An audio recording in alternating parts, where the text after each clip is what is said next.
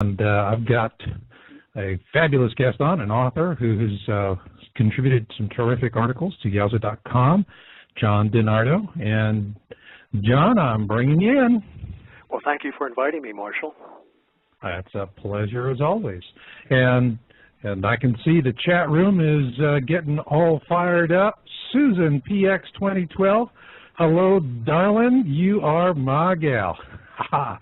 We always have a good thing going. Susan comes in and helps me with the shows, and she's monitoring the chat room because I'm sitting here time slicing three things at the same time, and she gets all these really great things in for me. So, and she's telling me my voice is sounding mighty distorted. So, Susan, is the voice better now?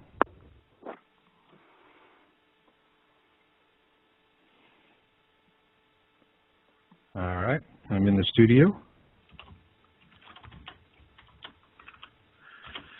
So while I'm getting my voice issues worked out here a little bit, first off, John, why don't you introduce yourself? Tell people how you came to the topic of Planet 12. Well, I heard about Planet X in 2002, and immediately, without any knowledge at all about the subject, I had a spiritual understanding of it. I just knew that it was true, and I just feel this was something from God compelling me to get into the subject and to warn people about it and try to bring them to a closer connection to God as a result of these catastrophes that are coming to people in the world. As we know that fear often breeds a closer relationship with God. And that's what I felt compelled to do. Well, anyway, the more I learned about it, the more I realized that this subject really did harmonize with all the prophecies of the Bible. And not only that, I began to study the scientific evidence, and because of my background as a physics teacher and an electronics engineer and electrical engineer, I understood the electric solar system as people were beginning to present it, and how this electric solar system actually caused much of the devastating phenomena that we have witnessed throughout history, and that we'll probably be witnessing again as this brown dwarf star makes its entry into our solar system. So, when did this all start? For me, I mean, I always get the question, how did you come into this? Every time I do an interview with somebody else. And I always tell them the same thing. I walk straight backwards into it. What about you? Well, I just got that spiritual understanding, and immediately I felt compelled. And I know some people, I guess everybody has a concept of spirituality, and I can tell you that mine is general enough that everyone can empathize with it without speaking about any particular religious, point of view. I just felt compelled by the Creator, God, to get into the subject and to start warning people that indeed it's true and the time is coming. And the more I learned about it, I started reading books by Mark Hazelwood and other people, and began to study and see that, yes, this does make sense. According to the physics that I know, it makes sense in terms of the simple phenomena that we experience every day. For example, electrical discharges. When you walk across the carpet, and everybody's experienced this, where there's static electricity is picked up by your body, and when you go to grab something that is a large metal object that acts as a reservoir or a basin for electric charge, the instant before your finger touches that makes contact, there is a very painful snap, an electric arc, a discharge of electrons, static electrons from your body to that doorknob. Likewise, we see on a cosmic, celestial scale the same phenomenon occurring. When comets drenched in plasma, full of a static charge, come very close to Earth, they discharge, and we see historical evidence. We see evidence in the Bible talking about these plasmatic or plasma discharges. Many people believe that the Grand Canyon was formed by electrical discharges causing arc welding, sort of, or a routering effect into the surface, deep into the surface of the Earth. And as this comet came by in a zigzag motion, it created a channel, a very, very deep channel that is now the Grand Canyon. That's just an example. Well, I've been there. I mean, I know how you feel. I remember one time, this is when I was in the Army, and we went up into the Grand Canyon to go photograph some wreckage that needed to be removed, aircraft wreckage. And we literally were flying in a bunch of Hueys right down off the deck. You can't do that anymore, but like we were just 5 feet off the Colorado, blasting through. You could almost hear Flight of the Valkyries, you know, dum da dum dum dum. It was pretty impressive. And as I was going through, you know, and I was a young fellow, but I remember looking at the walls of the canyon and going, "Don't tell me a stream did this, or a river." You know, I'm sorry. This is hard rock here. You know, it's not going through sandstone. It was obvious. But you know, but we see these things also. Mars, largest canyon in the solar system is on Mars, Valles Marineris, and so are they going to tell us that was water too? Huh? Right. Isn't this the way routering? You take a routering tool and you carve a channel into a piece of wood, and that's similar to what happens with these discharges in the Earth.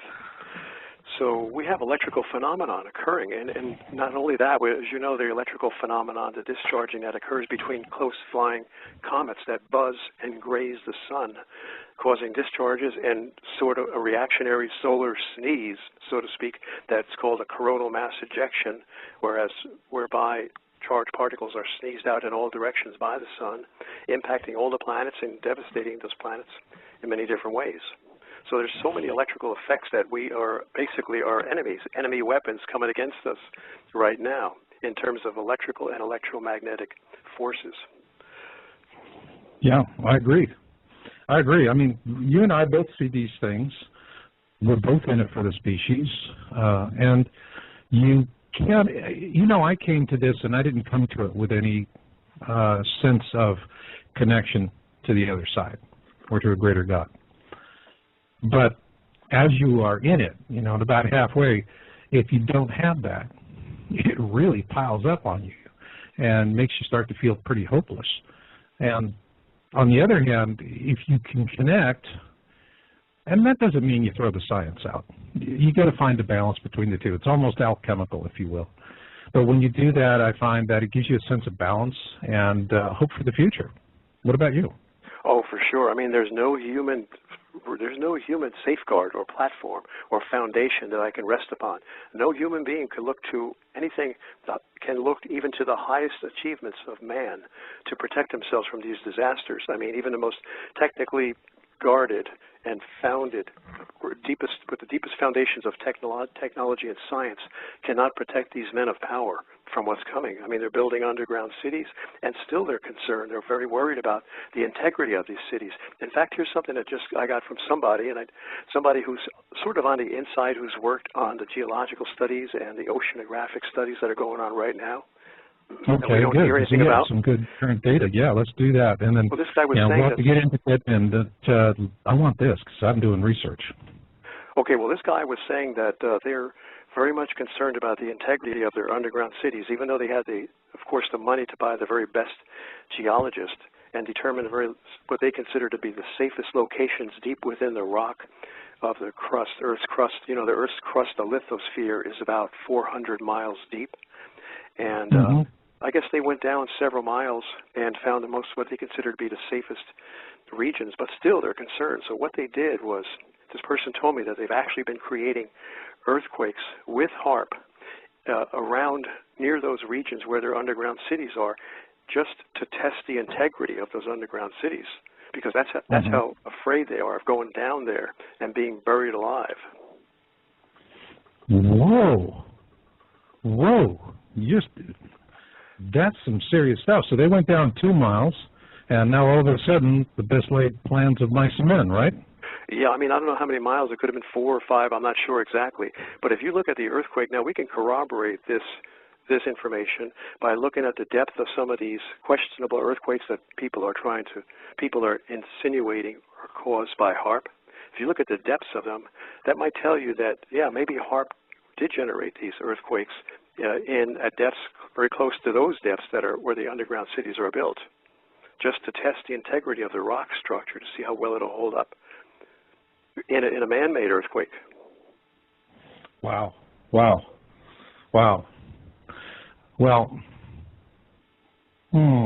what do you think they're going to do about it? They're scared. In the long run, they're trying. So, there's the best laid plans of mice and men are failing. Now they don't know what they're going to do. Well, they're still going to go underground, but the best laid plans of mice and men are quite questionable and quite dubious when you've got a planet that's going to come in and wreck the entire, you've got a brown dwarf star that's going to come in and wreck the entire surface of the planet. Right. I mean, they knew from the beginning that what they were doing was, you know, just a long shot, to say the least, building these underground cities. I mean, Rod, Schneider was talking about all of that. He was talking Schneider? about. Oh, I've heard. Yes, I read about him in your book, and I've seen some of his videos on YouTube. But I'm really sort of pleasantly surprised to hear that Phil Schneider was expressing the same or interpreting the power elites' fear and apprehension about this whole thing, despite the so-called complexity of their cities. Is that true? Mm-hmm. I can imagine they would be, because this is a superhuman event, and man going up against a superhuman event is like it's just there's no match at all. So anyone would be quite apprehensive about it, I'm sure. I would be. In fact, I would never go underground except for the solar scorching that's going to come. That's the only thing that would drive them underground, is the solar scorching. Because how else can you escape it? Yeah. I mean, when we were doing the channeling research, we had guides that were telling us, and different guides, and they all said this 2 miles underground plan was not going to work out for them, that they weren't going to fare that much better than anybody that's on the surface. Well, yeah, I mean, but I'd rather be on the surface in an earthquake than underground. But I believe, this is my surmisal anyway, that's my best guess based upon what I see coming.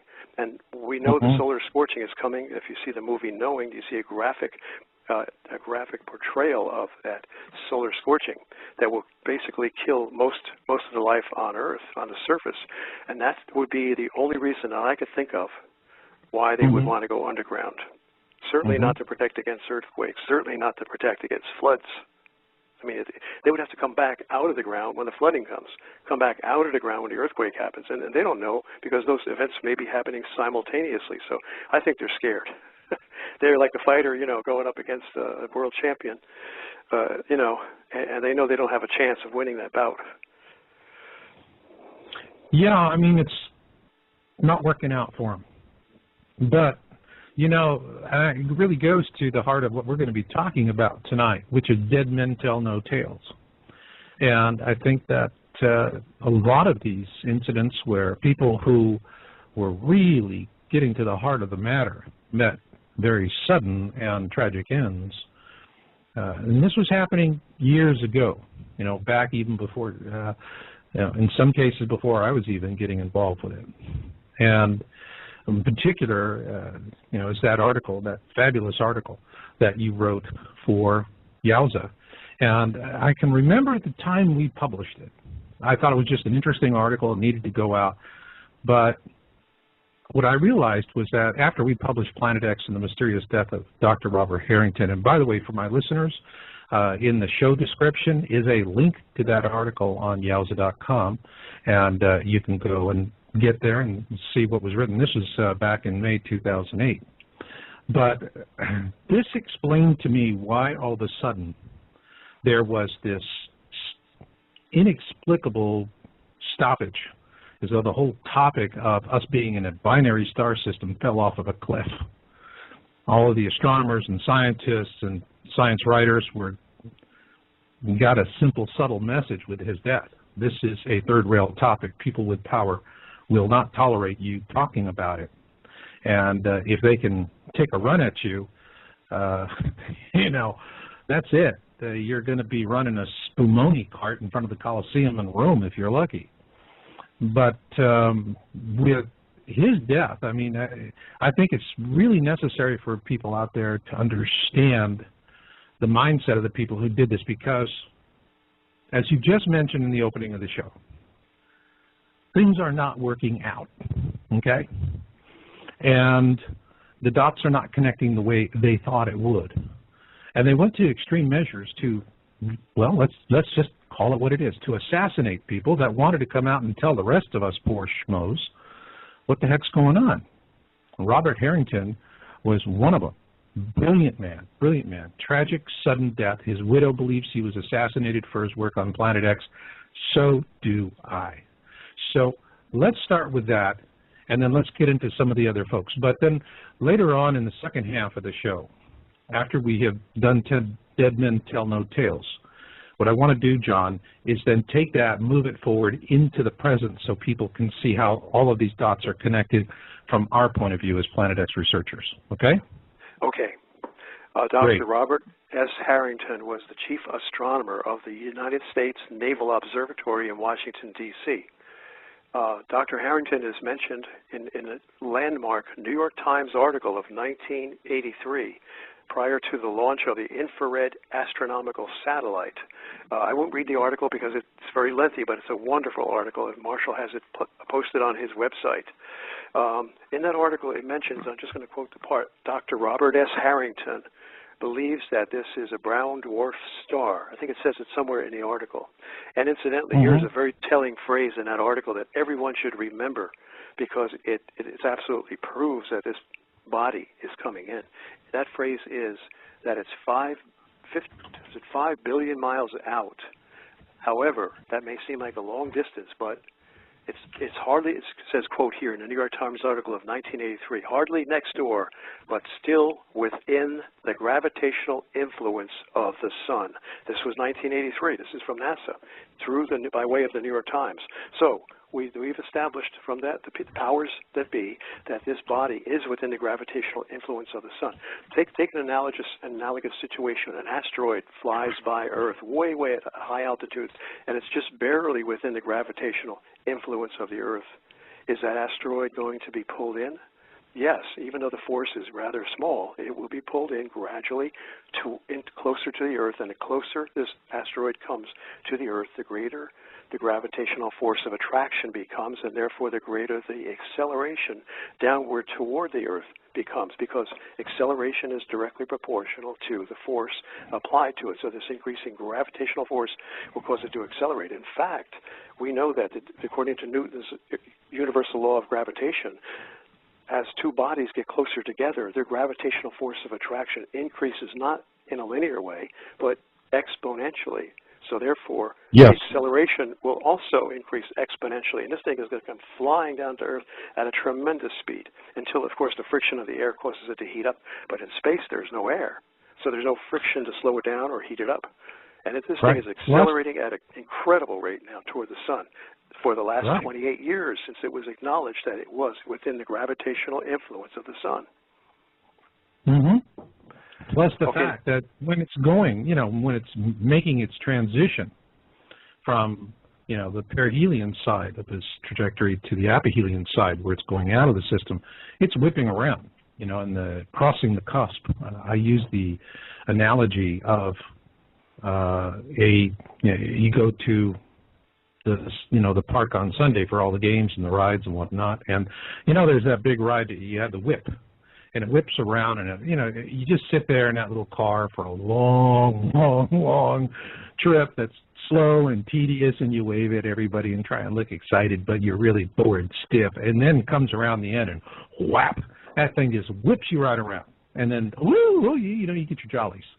Well, I mean, what you're describing is part of it speeding up. The other part of it is it's going to be whipping around.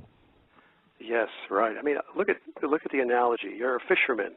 Okay, and your reel is way out into the water, and you latch onto this big fish. That big fish is Planet X. You, the fisherman, are the sun. The fishing line is the gravitational force of attraction between the fish and you, between the sun and Planet X. So as you start reeling it in, you're applying a pulling force, just as gravity is applying a pulling force from the sun to Planet X. Now, as this fish comes in, it starts flying over your head. Now the fish is no longer coming toward you. You're no longer reeling it in toward you. It has overshot you, gone beyond you, and now you got to pull back on it. It's got momentum. It's continuing to go in the same direction. You got to yank back on it and cause it to decelerate. And this is what is happening. What will happen as Planet X gets closer to the sun? It's going to overshoot the sun. It won't hit the sun because of what we call repulsion forces, I believe. and I don't think that's too well understood, but it never has hit the sun in all of its many passages over the millennia, so we know it will not hit the sun this time either. But it's going to overshoot, and therefore the sun is going to say, hey, wait a minute, come back here. And it's going to pull back just like that fisherman will pull back on the line as a fish goes flying over his head. And that's going to take a while, but in the process it'll continually come back around as the sun's gravity pulls it around, and it'll really accelerate this body tremendously and whip it just like King David, just like little David's slingshot in the Bible when he killed Goliath with his sling, a stone in the sling. So this is that little stone could accelerate so much from that sling that it would hit a big giant right on the forehead and kill him dead. But just imagine what would happen to a brown dwarf star when this sun, 1/3 of a million Earth masses sun, with its gravitational swing, could do to this brown dwarf star, which is a puny 1,000 Earth masses. I say that facetiously. Well, anyway. Well, we've got to be relative.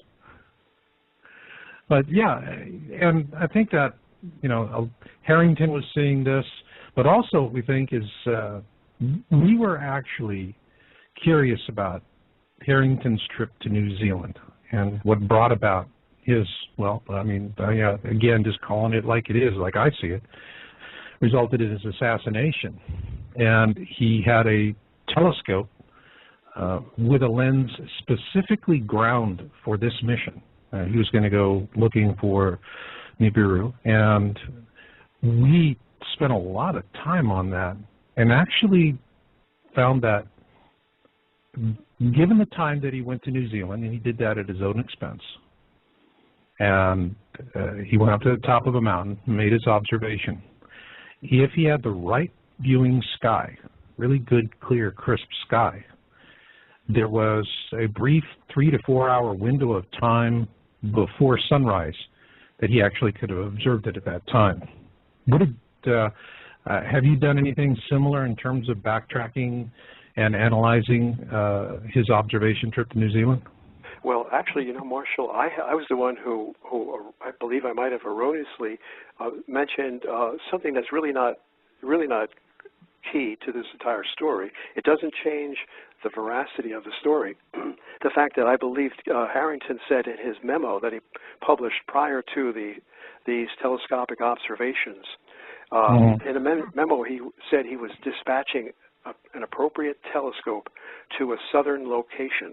Now, I think my minor error was that he himself did not go down there, but he dispatched the scope to the U.S. Naval Observatory's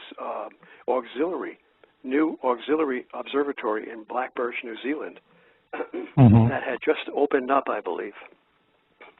And it opened up as a result, let me think now, as a result of the Planet X thing that occurred after the IRAS. I'm not exactly sure, but that's not too important. The thing is that he dispatched this 8-inch scope, and I believe it was the scope lens was specially ground probably by a man named Ronald Stone, who also worked for them at the U.S. Naval Observatory. But again, that's not too important information.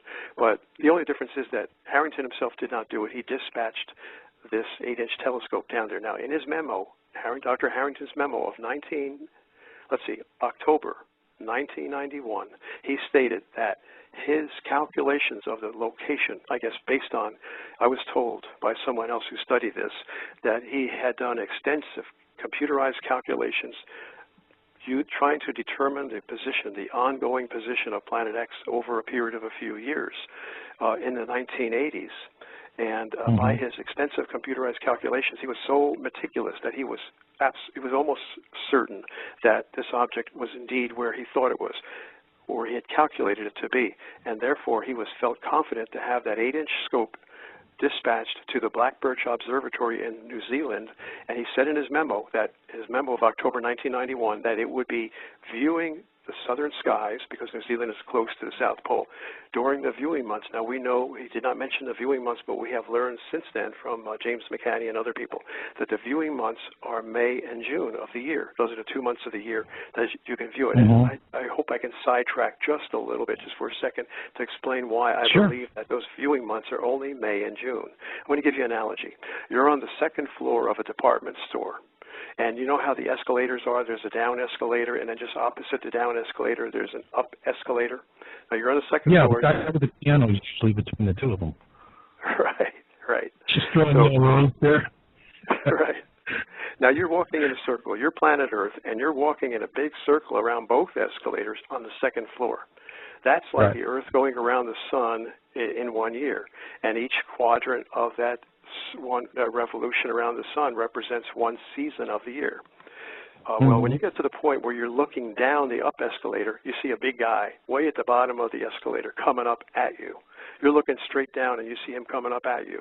He's coming up at an angle because those stairs, that escalator is at an angle.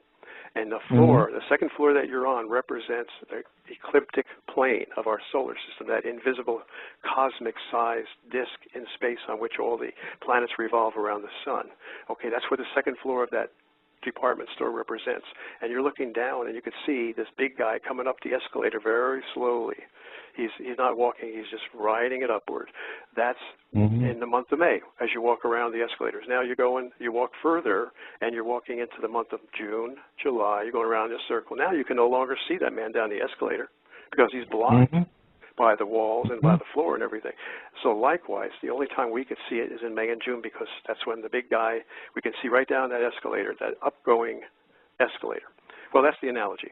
But anyway, that's what Harrington said. We said during the months of viewing months, which we know are May and June, that's when it's going to be taking pictures to try to verify the position of this object. Well, that would have been, since his memo was October 1991, those viewing months would have had to have been May and June of 1992. And he said furthermore in his memo of October 1991 that when those photographic plates are returned to the U.S. Naval Observatory in Washington, D.C., that they would be examined and there would be these are blink comparison photographs. And blink comparison is a wonderful, ingenious technique that was created by, developed by the Pluto astronomer. Pluto discovery astronomer Clyde Tombaugh. They were the first. Pluto was discovered with the blink method. Yeah, describe that method for the listeners out there. Okay, if you were to take a picture of the sky, you'd see thousands and thousands of stars. How would you pick out one little planet X, one little dim star, or it might not even be visible? Of course, there must have been some visible light, or else you might have been using an infrared scope. I don't think he was using it. He might have been using an infrared scope. But how would you see one star out of maybe a billion stars in one photographic frame? Well, all those stars are going to appear still, stationary. But if there's a planet there that's moving, just one object that's moving amidst all millions of stationary stars, then you would take another photograph on a second night and maybe another photograph on a third night. Then you would take the photographic plates and have transparencies of these made, so like negatives where you could see through them. They would be overlaid on top of one another, and light would be shined through each plate from the side. And as a result, you could turn on a light and illuminate just one of the two or three overlapping sandwiched photographic plates, each plate being from one night's photograph. And you could alternate the flashing of the lights, the illumination of each of those plates, such that the human eye would be able to detect if the alternation rate of flashing were appropriate for the human eye. You could look at the huge fields of thousands of stars and see just one little object moving, appearing to be moving like the frames of a motion picture would move. And that's what the blink comparison method is. Well, that's what Dr. Harrington was going to analyze. He said when they come back, which would have been the summer of 1992, we're going to examine those plates, so we're going to find out for sure. Well, Dr. Harrington somehow never released that information. He would have had the plates analyzed, I believe, probably by the fall of 1992, but we never heard anything about it at all. And then in January of 1993, Dr. Harrington suddenly dies of fast-acting esophageal cancer. And it's so suspicious because, first of all, suppose he died of a truly natural causes, not man-made causes.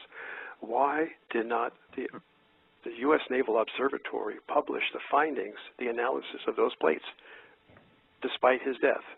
They should have gone on and published it. This was the greatest search in all of astronomical history, the one that was the most highly prized search in all of astronomical history, and yet they just dropped it.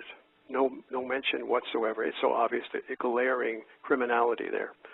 So it leads you to believe that, yeah, Dr. Harrington, well, maybe he died, accidentally, just from natural causes, but it's very unlikely. They probably murdered him. Now, here's another piece of evidence that really, I guess, adds so much more weight to the conspiracy belief, conspiracy evidence that he was murdered, and that is that in the obituary they honored him and eulogized Dr. Robert S. Harrington.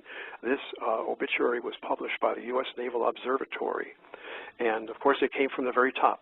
Now, the very top would be the guys from the intelligence agencies, the National Security Agency, which has overseeing responsibility, supervisory oversight of NASA and all of the other government agencies, including the CIA. That's how powerful the National Security Agency is.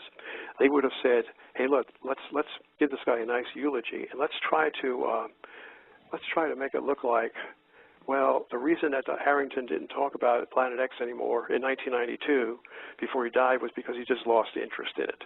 So that's what they said. They said toward the end of his career, Bob Harrington just sort of lost interest in Planet X. He didn't care about it anymore. Yeah, but the obituary actually said that he was disappointed. And okay. There was nothing consistent with anything that else that happened. Just out of curiosity, what happened to the plates? That's right. I mean, even still, the plates would have been published, would they not? So, that's right. Where are they? Have you been able in your research to find these plates? Are they existent somewhere? Would someone be able to do a Freedom of Information Act to get these plates? Or did these plates wind up going into somebody's Dipsy dumpster? Yeah, I mean, it's possible. I've never gone to the point of trying to get a Freedom of Information Act request to find the, in fact, I would be afraid to do it. I'd probably wind up dead myself just requesting the plates. So, but we don't even have to do that. We know, look, for those of us who know what's going on, and we have a ton of other evidence from so many different sources, you could just, you could just drown in an ocean of evidence that that this planet is coming in and the government is doing everything they can to suppress knowledge of it. Those of us who know, we don't need any more evidence to know that Dr. Harrington was very likely murdered. And even you mentioned his wife believes he was murdered too. I didn't even know that. I didn't know his wife had offered any comment on it. Yeah. No, I mean, it came in through friends of the family, and so. That's terrific that you got that. Yeah, yeah, and I think when we look at Harrington and this mystery and this shutdown, one thing is certain for me. For those folks out there that are in their 50s and 60s, all right? You silverbacks, you arr. And for those of us who are silverbacks, we can remember the excitement about Nemesis in the 70s, in college, high school. This was a big topic, ooh, we could be in a binary system. Books were written about it. There was a lot of excitement about it. Notable astronomers like Carl Sagan were, openly talking about the possibility of it. And then all of a sudden, boom, it just drops dead. The whole conversation starts dropping dead. About what year was that? It was actually after IRAS. Okay, 1984. With IRAS, yeah, that was when you start looking. You go back, we have on Yowza.com, we have a page called the Jenner Files. And for people that are looking for some of this background evidence that you and I see as researchers, Jenner Files is a great resource for it. It's free. Go ahead and take a look at it. But you're going to see a consistent pattern that, after IRAS, the conversation on Nemesis came to a screeching halt. On Planet X, the possibility of this, Harrington's death put a real chill.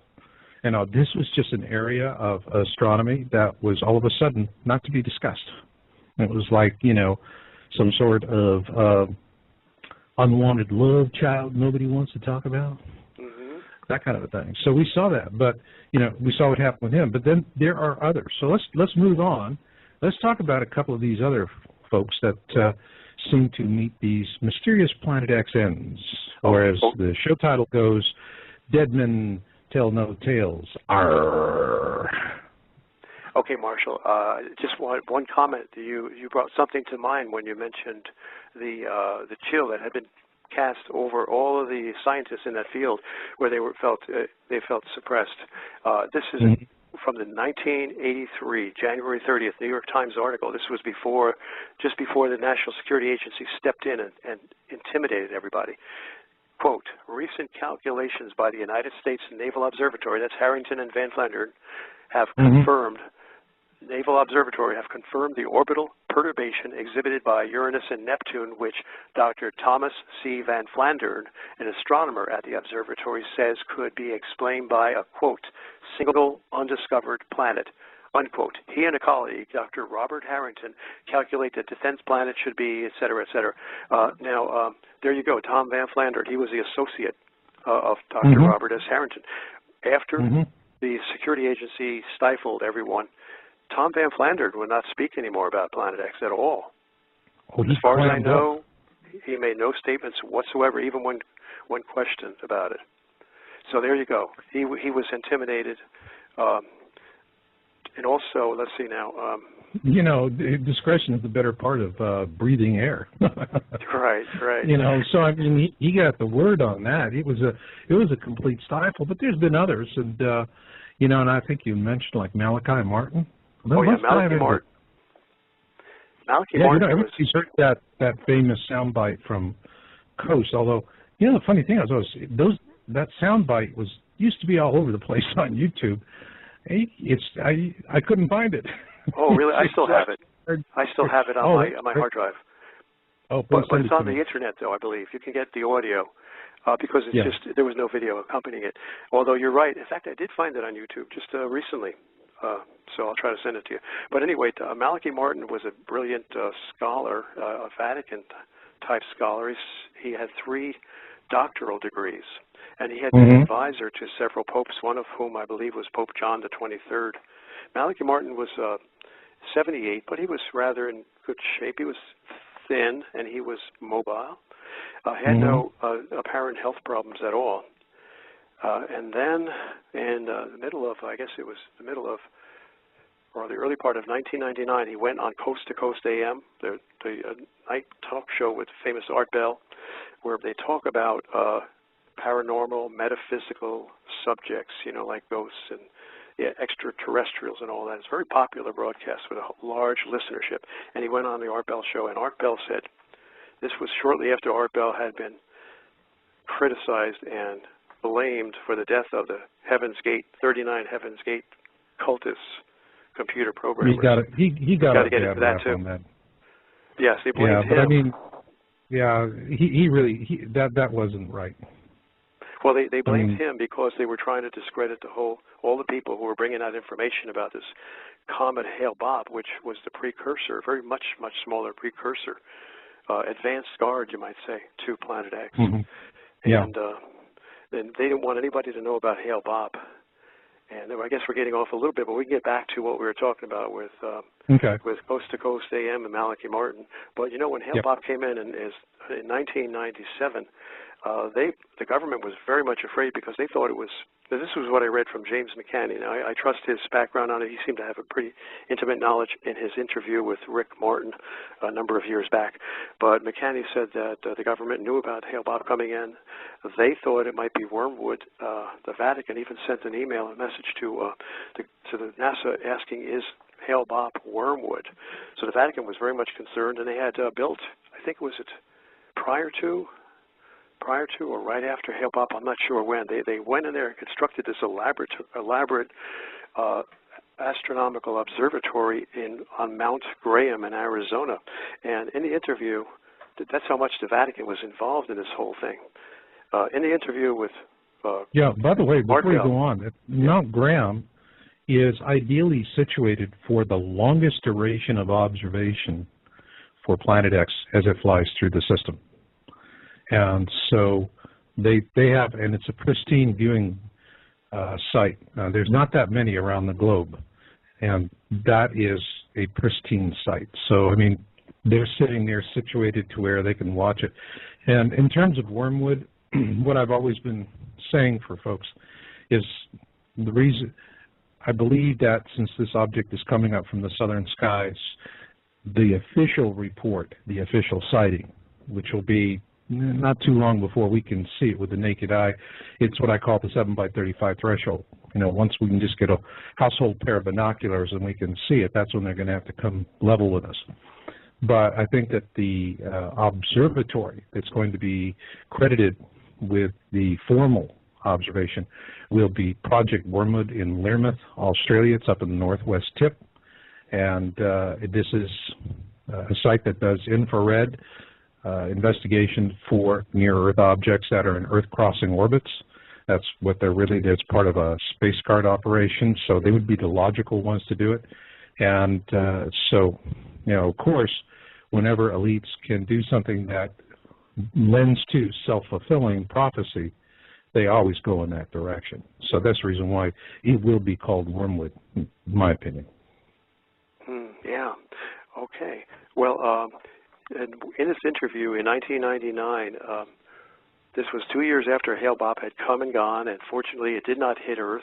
It did not cause devastation on Earth with a close flyby because of the tail drag of Hale-Bopp slowed it down so that Earth was able to go around that big circle on the second floor of the department store and get far away. It was in a different, Earth was in a different season of the year where it was not going to be severely influenced. But I did see Hale-Bopp in the sky. I took the dog out one night around 9 o'clock in the backyard, and I looked up and I saw this thing. It's if you were to hold an orange in your outstretched arm, that's about how big it looked to me. Maybe a lemon. I saw it. Yeah, it was really a small orange or a lemon. Right. And, you know, it was really something else.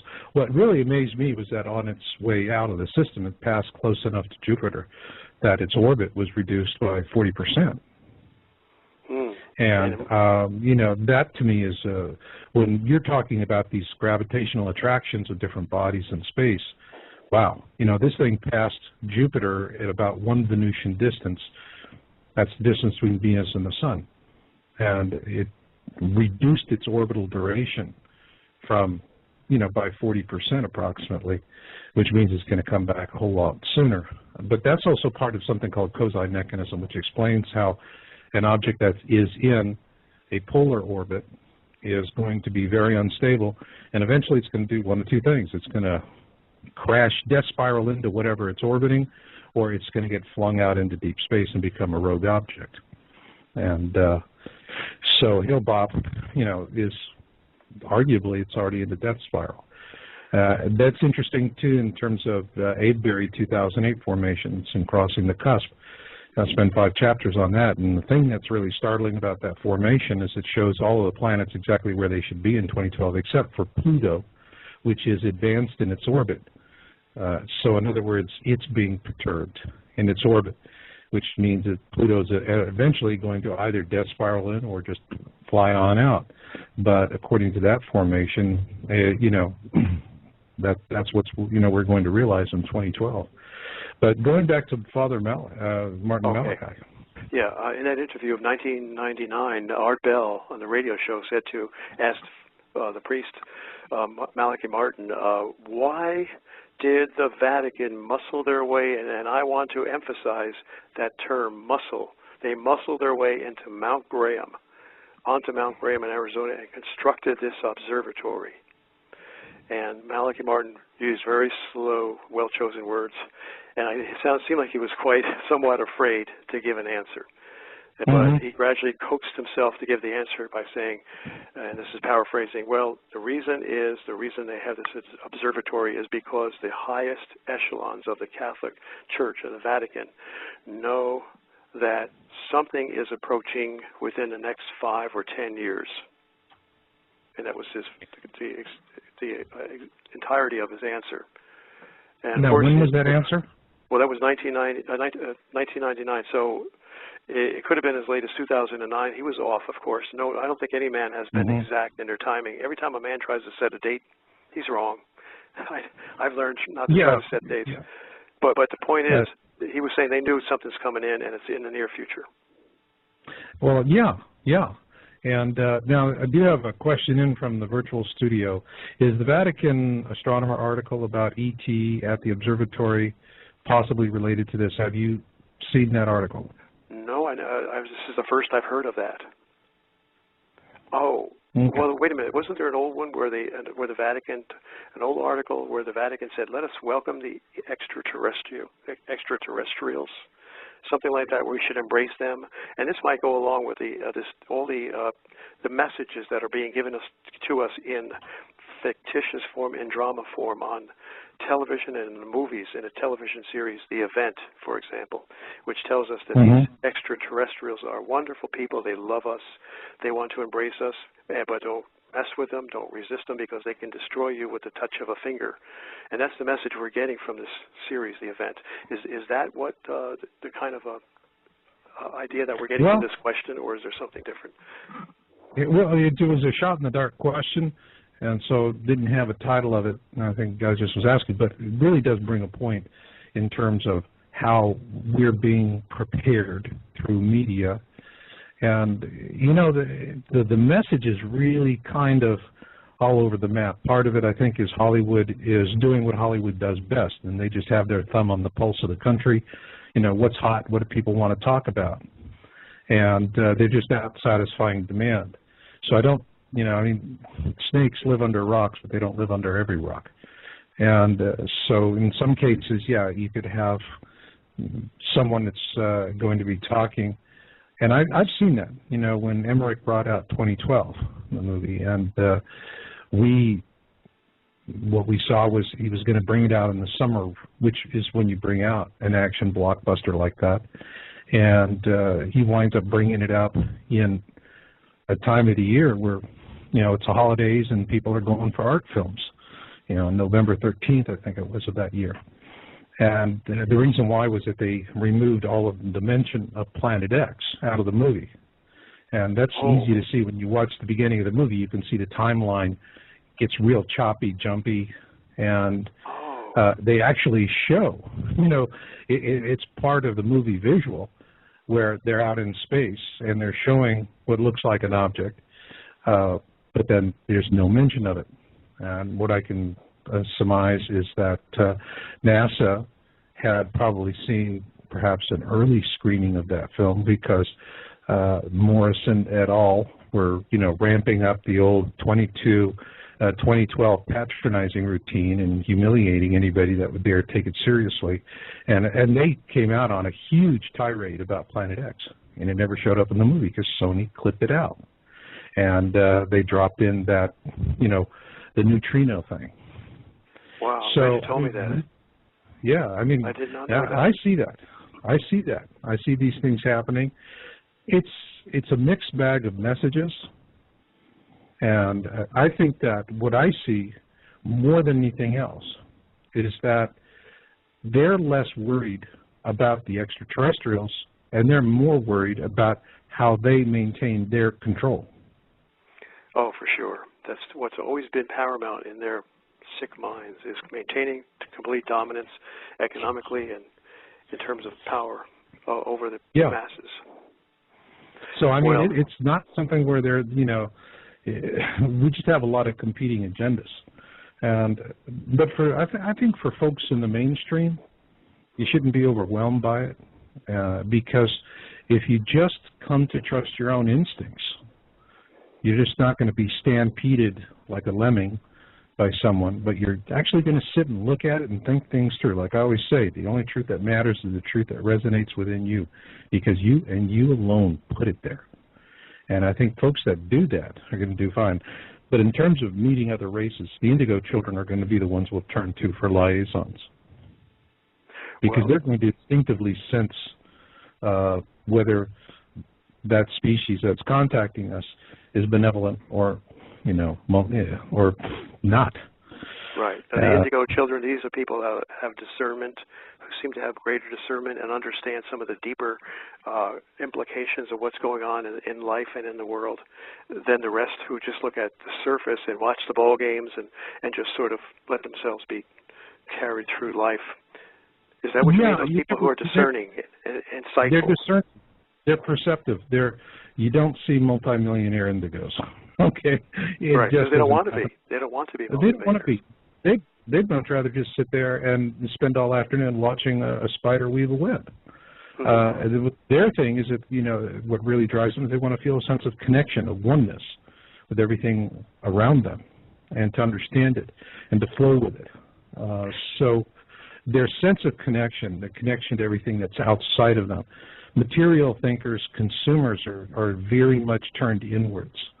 And so everybody has this ability. It's just that for the indigos, it comes naturally, and they're coming into their own because the huge statistical push, you know, with as many people on the planet, you're going to have more of them, even though they're an infinitesimally small minority. I mean, if you look at Mensa, National Association of People, International Association of Geniuses, that represents 2% of the population, IQ-wise. Within Mensa, okay, indigos are a small fraction, and a very small fraction at that. So this is not a huge group, but these kids are really precious.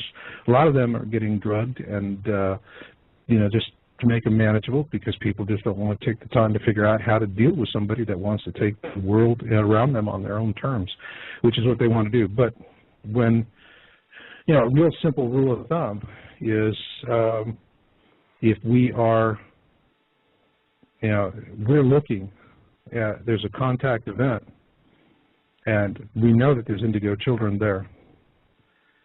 If the indigo children, you know, if they don't want to be around the ETs, we don't. If the ETs are avoiding them, we want to avoid them as well. So it's when there's a connection. Those kids are going to sense it, and they're going to do it much better. I mean, I wouldn't want to trust politicians. Oh, no. Well, you know, the indigo children seem to be those people who are somehow children of God, very close to God. You know, and I think we all can all understand, regardless of what, you know, divisive religion we happen to follow. I don't follow any religions because I think they're all divisive.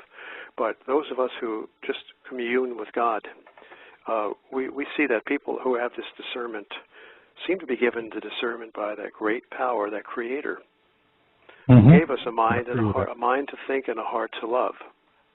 Mm-hmm. Absolutely. Well, we've covered two so far. Do we have anyone else on the list? With Malachi Martin now, what happened after he made that statement that he believed that the reason that the Vatican muscled their way onto Mount Graham was to try to observe this object that was coming in over the next 5 or 10 years. Well, within about 3 or 4 months, Malachi Martin had suffered a stroke, from what I read, and then shortly after that, he was pushed down a flight of stairs. Now, this was his own testimony when he was sent to the hospital. He confided to a friend as he was dying. He said, "Someone pushed me. Someone pushed me down those stairs." And I got this from several sources. One, by word of mouth, from a scholar within the Catholic Church who told me this too. So I know that's exactly what Malachi Martin had testified to, a close relation just before he died. So he was murdered, and if you look at the time frame, shortly after he talked about what we know as Planet X. Well, he broke the cardinal rule. Shut up, you face. Cardinal Balducci was one. Speaking of cardinals, he was another one who, from the Vatican, who actually alluded to this object coming in, this Planet X. We should do more study on him. Now, he was not murdered, but he's another source of it. Balducci, Balducci. Okay. Within the Vatican. Let's do this, because we're up at the top of the hour, and I want to give folks a couple of minutes to go out and get some tea and take a break and play a little music. And we're going to pick up on this, and then also let's get current on what we see coming in the months ahead. You know, a lot of folks get you to weigh in on what you think Comet Elenin is. We've had a lot of talk on that on the show. We'll get into that stuff. So hang with me here, and I'm going to bring in some music for everybody. And what we're going to do for tonight is I want to play a little tune called Moonlight Serenade from Glenn Miller. And it's a recording from back during World War II. And when I heard this, the most unique time when I heard Moonlight Serenade, I was in a Moscow subway station, and it was the last train out. The place was deserted.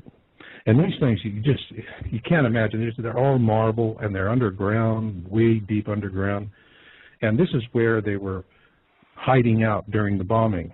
When during War II, the Nazis were within like 30 miles of Moscow. And the Luftwaffe was bombing Moscow, and that's where they were, and they were listening to these songs.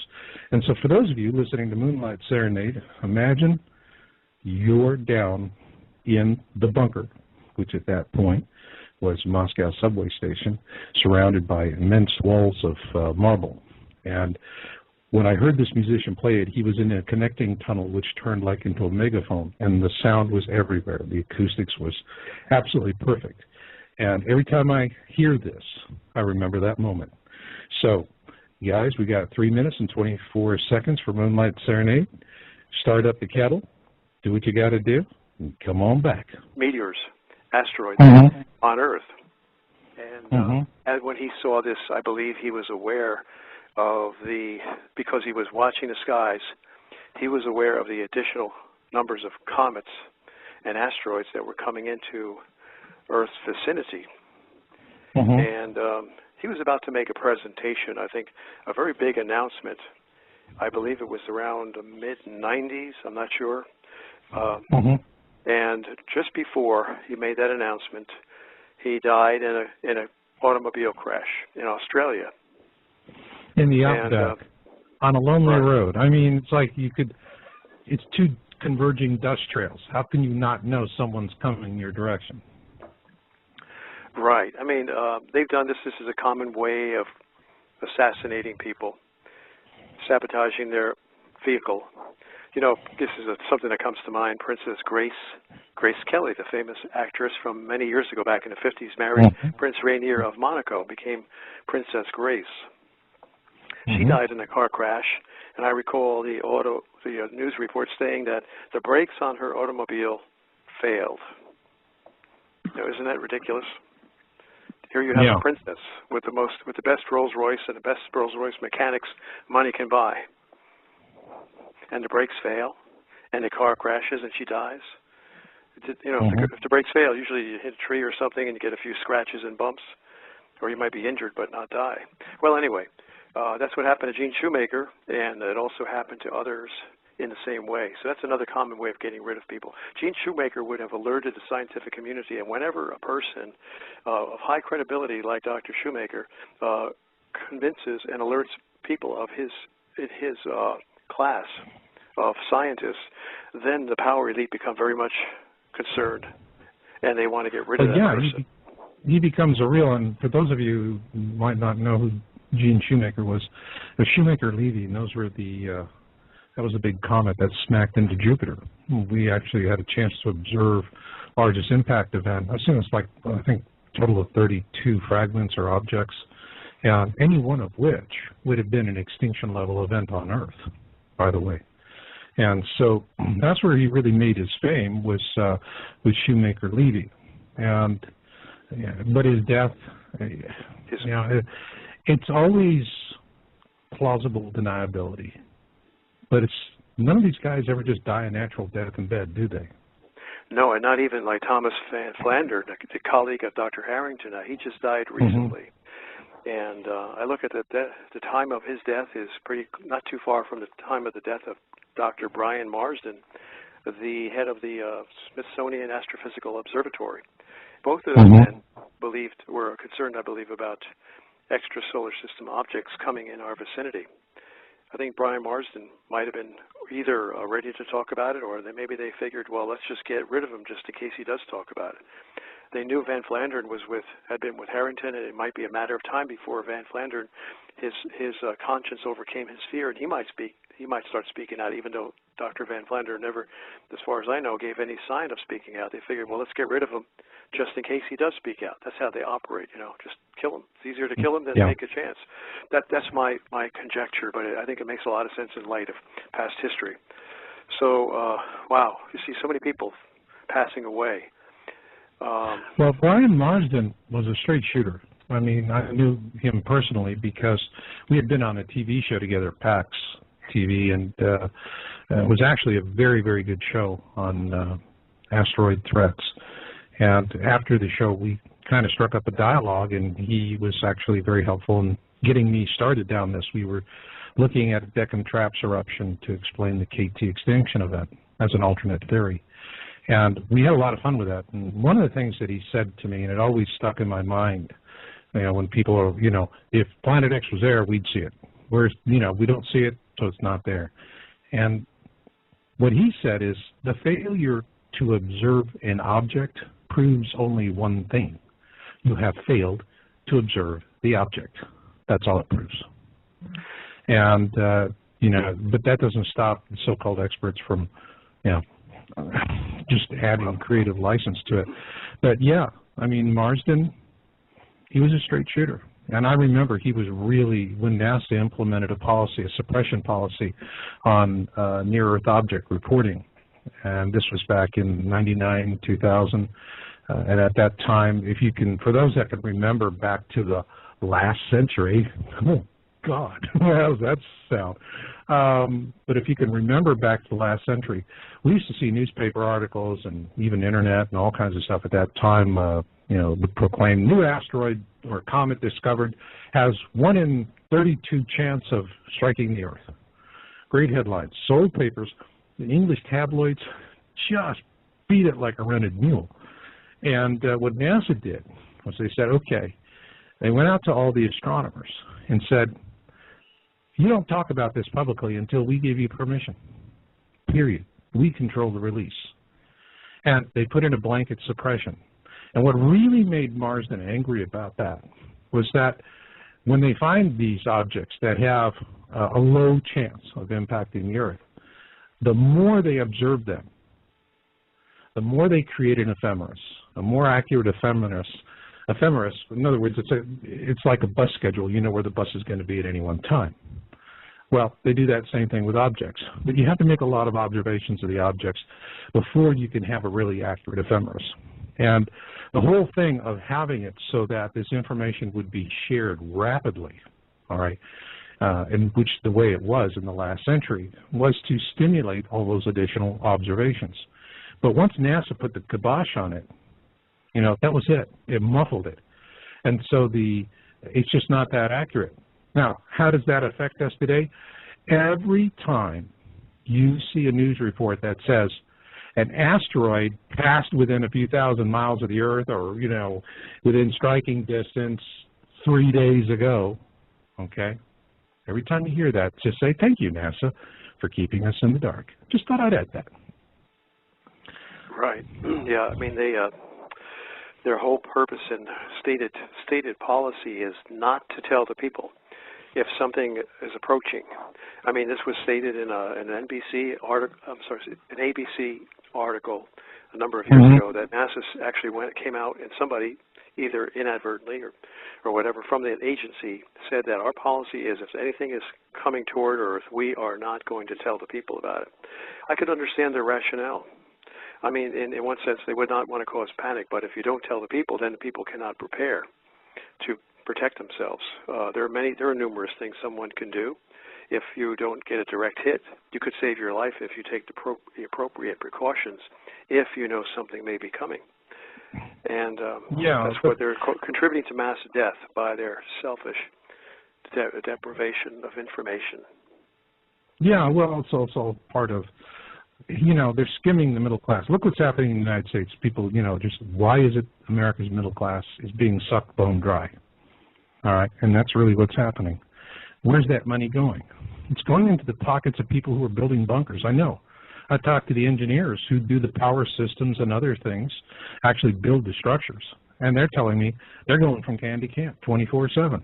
They can't keep up with the business right now, and they're building underground bunkers, luxury condo bunkers, $1 million on up, fully equipped, jacuzzis, you know, Blu-ray home theaters, you name it. They're planning to sit it out in comfort. And so a lot of this, you know, this whole thing, gee, you know, give it to us and there's going to be chaos and we can't handle it. You know, I really don't buy that. No. I don't buy that. I mean, think back to 9/11. Did everybody race out into the street with guns and start shooting people of color? You know, we took hold of the situation. I think we had a good beat on it as a country. Right. I mean, the reason they don't want to tell us is because the people will, it's so obvious. They know that they control, the power elite control by fear. There is a handful of people controlling many, many millions, and they must keep us in fear of their power. Well, our fear of their power and of their punishment toward us. They're penalties. Our fear will evaporate. We will no longer fear them when we see a greater fear coming in the skies. They know that. And that's why they won't tell us. They want to see us kept under their fear and not under the fear of what's coming in the heavens. Then people will pay their taxes if they know that you're going to be hit. They're going to just default under taxes. Yeah, yeah. I mean, you know, it's and there's other ways. You know, I see here in the Lori in the virtual room says, "Why do you actually believe the oil prices are so high?" You know, well, it's not oil shortage. The oil's there. You know, they had that when Libya thing started up. Saudi Arabia cranked up more oil. They couldn't sell it, so they cranked it back.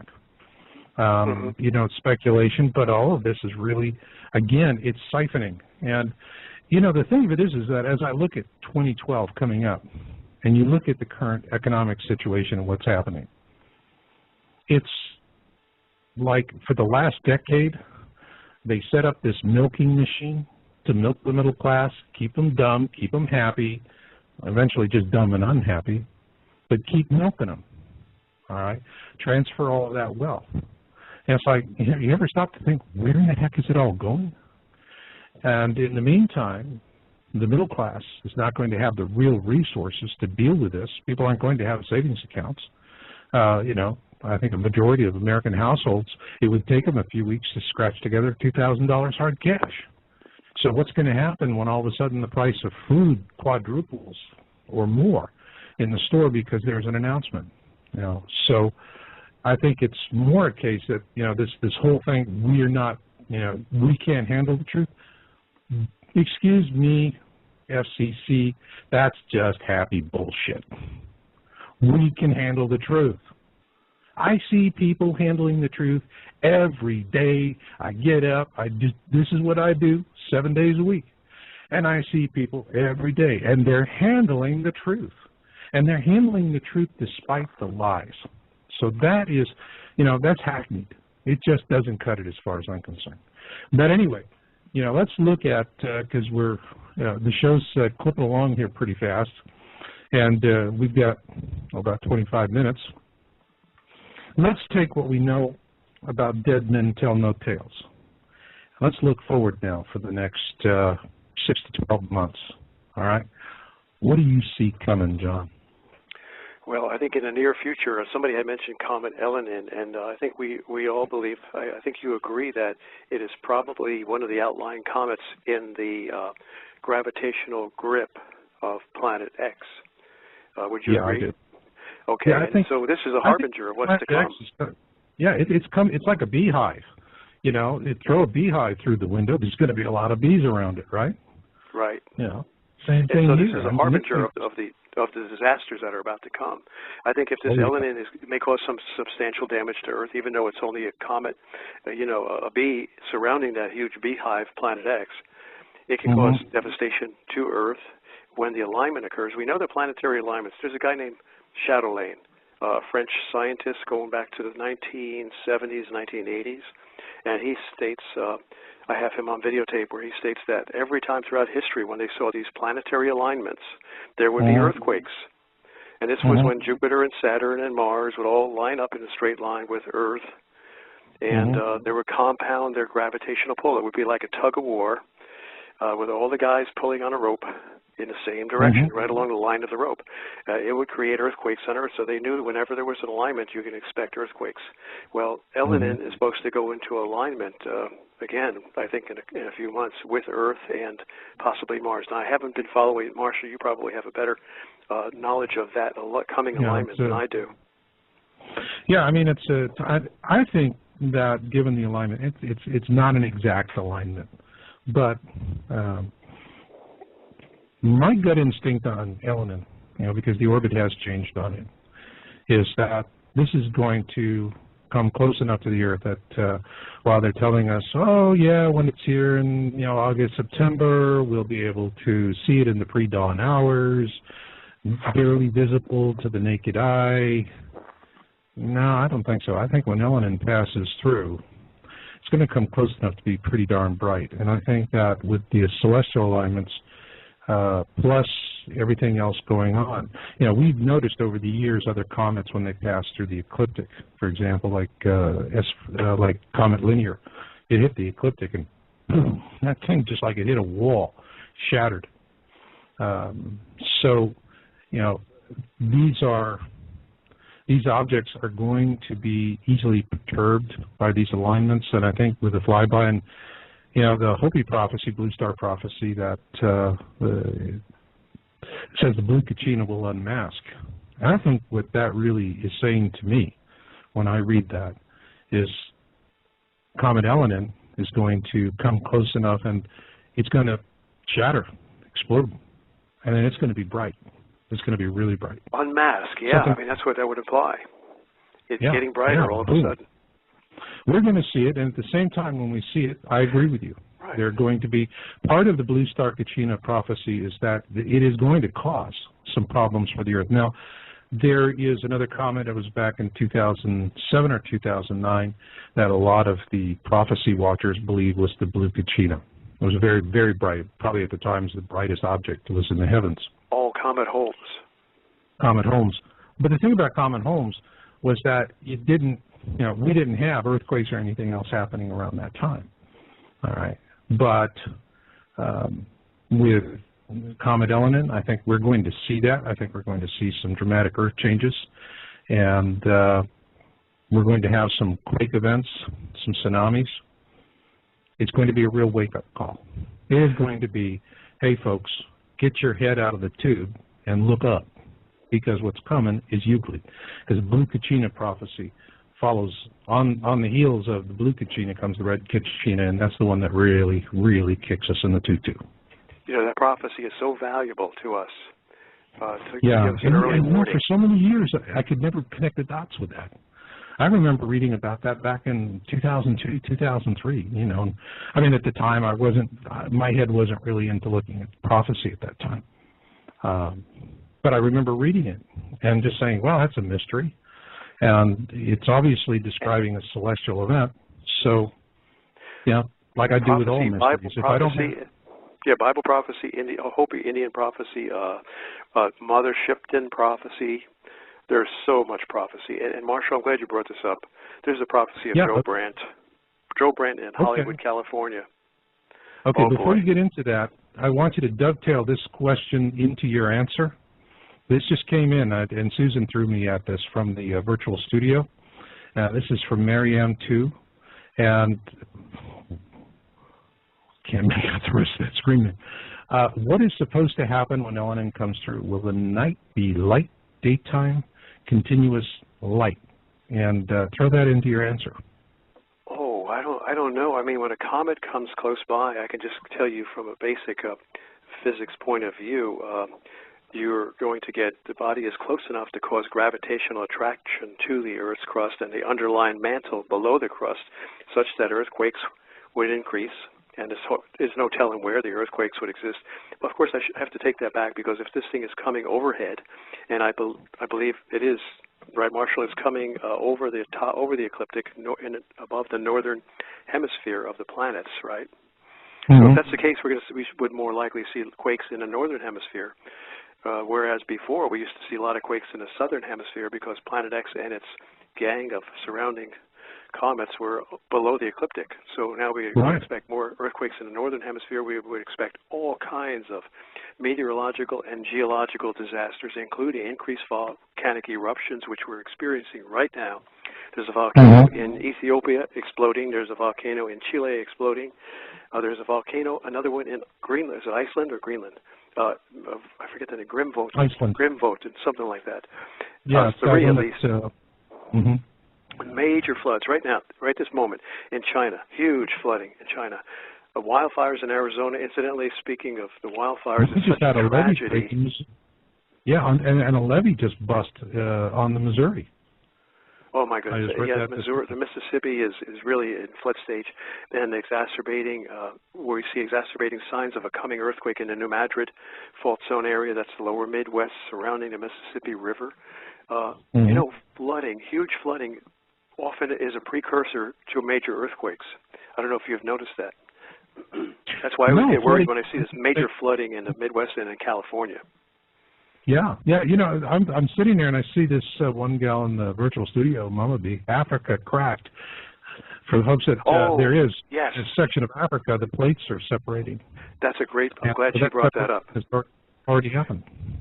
Yes, that's a great point. I mean, Africa, there's a rift called the Afar Rift, and Brent Miller of the Horizon Project talks about that. He says, I was out there. They were doing filming, and they saw the Earth split open in a matter of 20 minutes. They had to jump in their helicopters to escape it. They were filming it. I'd like to see that on film. But it's called the Afar Rift, A-F-A-R. You can Google that and read all about it.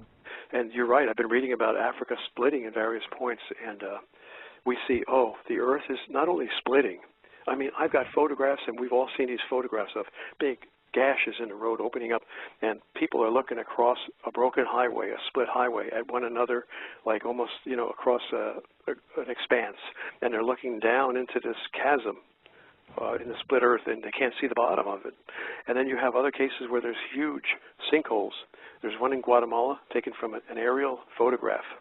It's of the size of an entire street, four-way intersection. And it's just a deep hole, and you can't see the bottom of it. Now, we're seeing these sinkholes all over the place.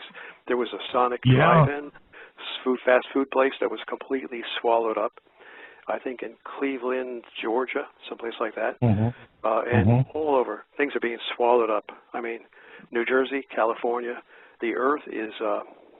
You see, we've got these mantle plumes that are coming up because the Earth's mostly molten iron core is getting hot due to the electromagnetic fields that are being generated by these incoming bodies. They are charge in motion, and charge in motion through basic physics principles generates electromagnetic fields.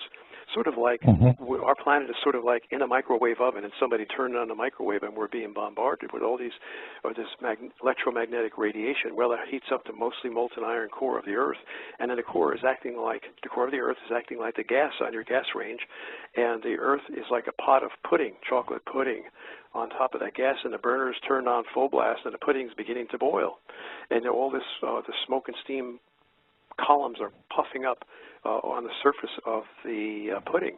That's what's happening to the Earth. In fact, this guy that I know of who works in it's funny. oceanography. Casey described that same thing. Do you know Casey described it? He said, I remember reading somewhere, it said, they asked him what's going to cause the pull shift, and he said magma bubbling up from the core of the planet. Oh. And, at the time he said that, Earth scientists had no idea. They really didn't even understand the core of the planet that well until we finally had satellites and that they were able to do some pretty deep penetration sounding and, find out there's a lot of stuff going on down there that we didn't understand before. So Casey was really, his explanation of it, these big bubbles that form up in the magma and these chambers that are felt, and then from them streak out, the volcanoes. And he was describing something that Earth scientists couldn't have known at the time he described it. Oh, you reminded me. Okay, this is what I got, some information that I got just recently. The iron, you talked about the pole shift being related to the magma boiling up. Well, I was told that there's been, the scientists know this, the ones working with the government know this, and they're about the only ones who know this, that the iron core of the Earth is shifting. There's iron coming up through the core, again, probably due to heating and mantle. These mantle plumes, you can read about them in geology books.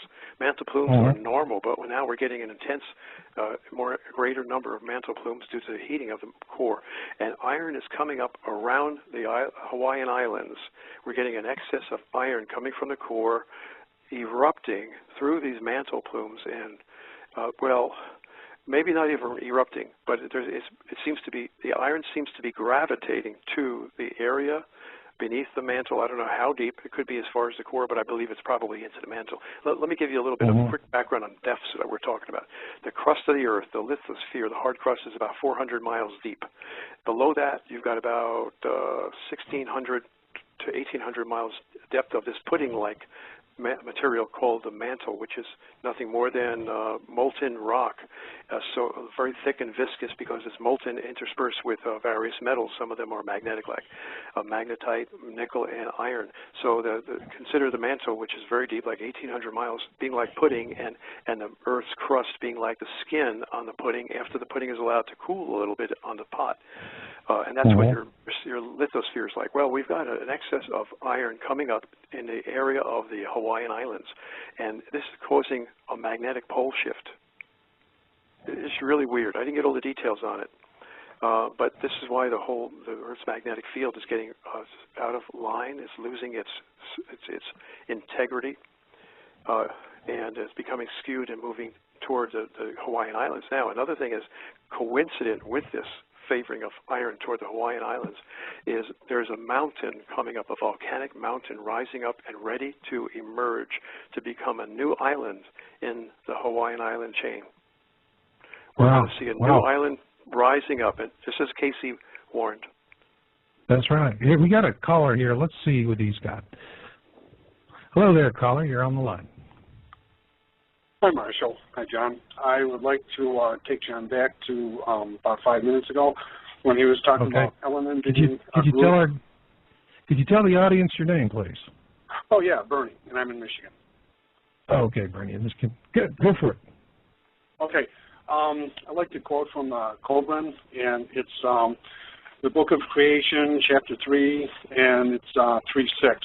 And it's just the first sentence. The first sky monster was joined by another, which swallowed the tail of the one going before, but the two could not be seen at once. So that sounds like talking about Ilamen being a harbinger, that could possibly be the messenger. Yeah, it sure sounds like it, doesn't it? The guy in the back, the big guy behind it, swallowed its tail. Blue Kachina, red Kachina again. Yeah, I mean, you know, the thing is, and I think the caller really brings a good element to this, is that it's not where we have these, you know, out of sync prophecies and predictions. What we find, I think, John, you could say the same thing, is that the more we study this, the more we find commonality rather than discrepancy. We're all working on a crossword puzzle with 500 pieces of the puzzle strewn all over the floor of our living room, and we're all sitting here surrounding it, and one guy's over there fitting a couple pieces together, and another guy next to you is fitting another couple pieces together, and together we're putting the pieces of the puzzle together, prophecy pieces of the puzzle, the ancient historical pieces of the puzzle, the biblical pieces, the scientific, it's all coming together. So thank you for that contribution, Bernie.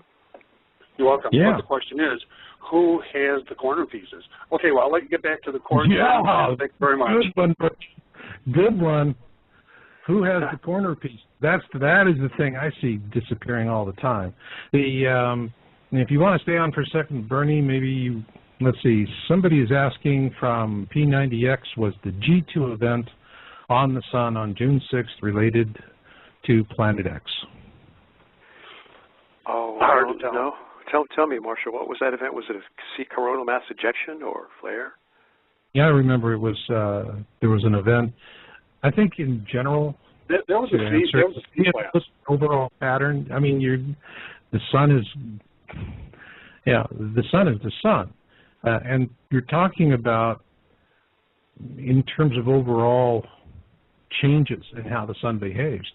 It's very small. You know, it's less than 1%, really. But for us, that's a huge difference.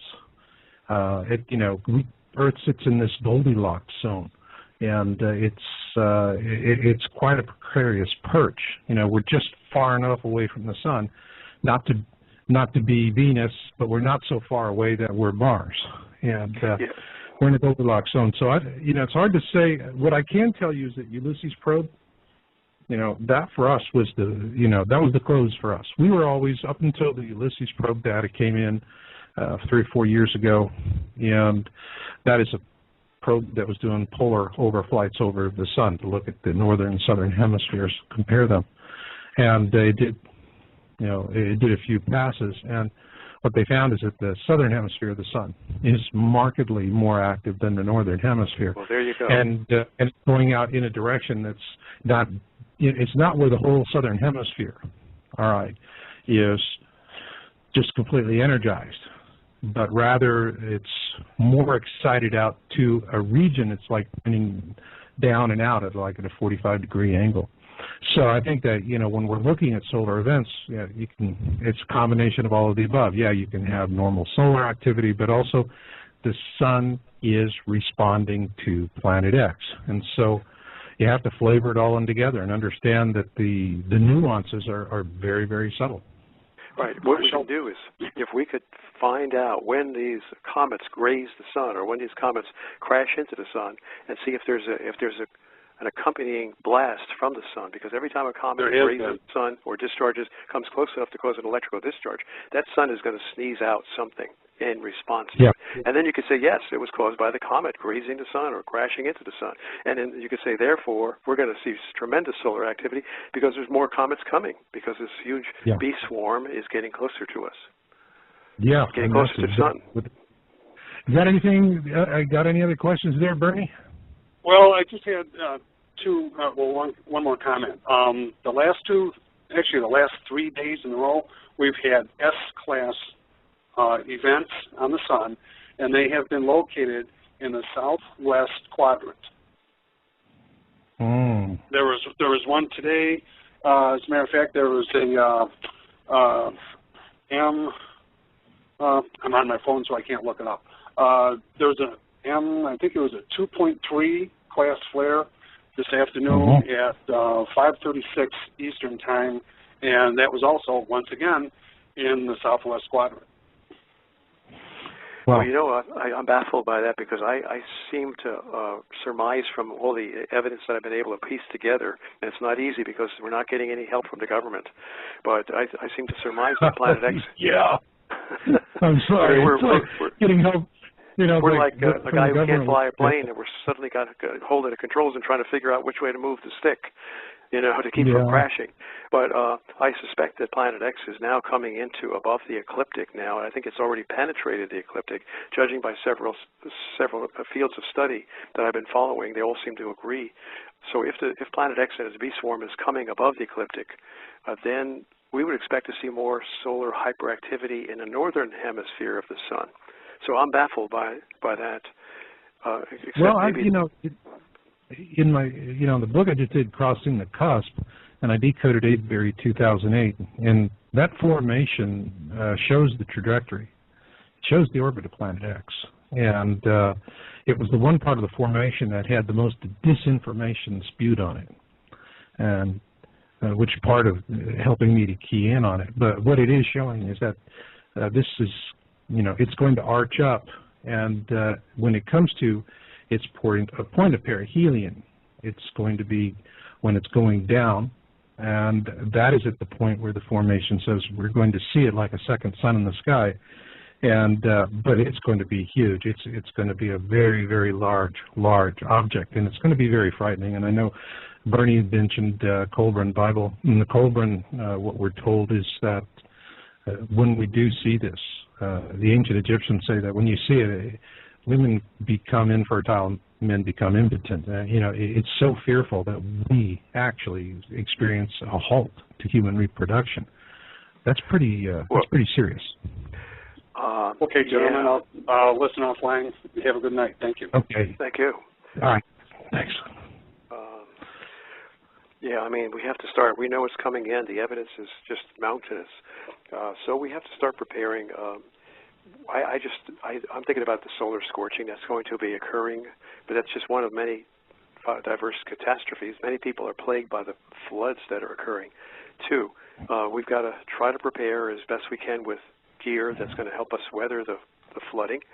You know, inflatable rafts and various kind of wetsuits, impenetrable waterproof suits, things like that, you know, that we know we're going to need. We should start getting that for ourselves and for our families. Even a raft. I mean, it's going to be indispensable for people who are subject to flooding. And those who think that they've never had flooding before, like me, I have to expect flooding for the first time in 1,000 years, and maybe get a raft, an inflatable raft. Now, there's other things we have to worry about. Now, what about the hail? The hailstorms are going to be like grapefruit size. I know because I've been documenting it from the Weather Channel. I've got 250 hours at least of nothing but 6-hour videotapes with nothing but severe weather reports from the Weather Channel, and numerous reports of baseball-size hail, even reports of grapefruit-size hail. Now, that's enough to kill people, obviously, and smash their windshields. I even have videos taken from people in their cars where they're screaming and this hail is smashing through their windshield, videoed from inside the car. So I've got this idea that people can pick up on. Got to pass this on to a lot of people. There is material, there is stuff that you can buy at a gardening place. It's, I guess, I haven't looked it up yet, but it's like fencing, the kind of fencing that you would put around your tomato garden, and it's like thin rails that are all bound together in a sort of a row that you can keep the animals from getting into your garden. But it's very light fencing, and it's bound together with wires or something. Well, imagine taking a piece of that would go lengthwise across the top of your car. Now you're driving, you don't have any, you have to be immediately protected against hailstorms because they could happen when you're on the highway doing 60 miles an hour. So you've got to have that thing, that shield, right on top of your car at all times, no matter how silly it looks. And this thing is going to block the hail if you mount it up there properly. It'll cover the entire top of the car. Now, just, I was thinking... It has to be light, though, light plastic that will deflect this major hail coming down.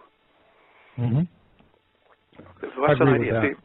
I mean, I thought about ways to do it, and this seems like it's already made. It's already.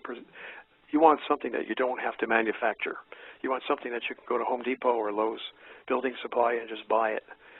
And fencing might be the way. Now you got to mount it up on your roof. And maybe the ends of it has to be cut long enough so that it will extend across the top of your car from the front bumper to the rear bumper, cover the entire top of the car. It won't be able to cover the sides. And thus you will still have clear view as you're driving because this thing is over the top of the car. It's like carrying a mattress on your car. And just figure a way to mount it up there so it would be secure. That could save lives. If your car gets demolished, you're out of business. What are you going to? How are you going to get around when your car gets demolished by hail? An insurance company can't pay for it because they're flat busted from all of the claims that they have to pay off on. Well, that's what we're going to see. You know, I had Ehan Derive on, and he was in Japan after the quake and actually got back into the areas. And he said, you know, you had people living in tent cities, and they're eating white bread. And he said, I can come in here. He had a 4-ton truck. And he was, you know, whenever he could, he was bringing supplies out to these communities. But as he got further north, he was told, well, you have to get permission from like 4 or 5 different bureaucrats in order to bring in, you know, some fresh fruit and some vegetables that he would go and literally buy, you know, wholesale in Japan, same place where all the grocery stores are buying all their stuff. And, you know, he had the money to do it, couldn't get the permission. So these people are living on potatoes in white bread. And, I mean, talk about your blood sugar going to heck in a handbasket. I mean, how can you be positive and looking out for it? So, you know, folks have to think about that. But most importantly, you just have to be independent, and you have to look in your own area and say, you know, like, for example, I live out here on the West Coast, and I relocated recently, just early this year. But I made a point of making sure that I was on the uplift side of the San Andrea. All right? That's real important. And, you know, there's been a lot of psychics in the area where I live say this is one of the narrow strips of land in Northern California that'll survive because it's going to get pushed up as opposed to sinking. You know, the Central Valley in California was an inland sea. Well, I think it's going to become an inland sea all over again. But, and in that case, you're right. You definitely, you know, you want to have something that'll float. And also, you're going to be floating in filth and sewage. All kinds of awful stuff's going to be in there. There are going to be snakes and everything. You see this when they have these problems down in Florida. And, you know, and they were having it in New Orleans, where, you know, the snakes are getting flooded out and they're swimming through the water, and that was a dangerous situation. So you have to look at what is your local situation, and you have to take those threats that you would normally face, whether it's tornadoes or it's flooding or it's earthquakes or it's a tsunami warning area. You have to look at those because those are the kind of things that are going to be accelerated. But then there's the one big one, solar radiation. And, you know, we were talking about this earlier, and I can, in the chat room, it really is something, you know, that people are really getting out there. Now, you know, when we're talking about Elenin and we're talking about Planet X, I have a question here. Susan's thrown me from the virtual chat room, from Jerry IT. When will it become visible? Let's just say it is Elenin and it is Planet X. What do you think, John? Oh, I really don't know. I can't hazard a guess. I can just say that I believe that Elenin is probably one of the comets in the entourage of Planet X, and we may be seeing it sometime this year before the year is over. But the thing to really worry about is that question is not so important, not as important as how do we get prepared, or we know how to get prepared, and the answer is let's get started right now. I myself haven't done much because I've been so busy trying to warn other people, but I've got to get that inflatable raft. I've got to figure out some way to prevent the solar scorching.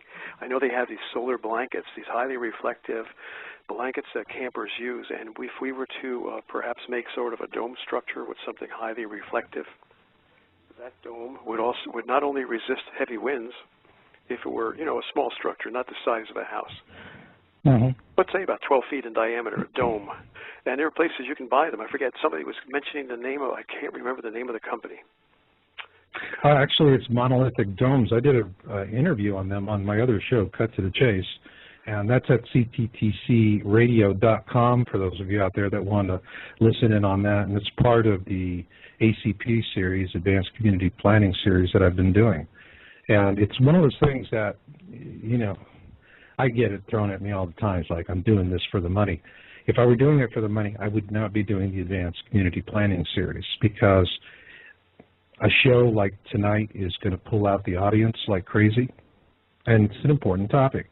But of more importance to me as a researcher is getting people organized and ready so that they can survive what comes. And that's what the whole point of the ACP is. I talk about, dry water harvesting and building a good survival structure, something affordable. And, that is something, it's just really hard to get people fired up to take that seriously. Well, Marshall, you gave me an idea. We should have a central location. Thank God for the Internet.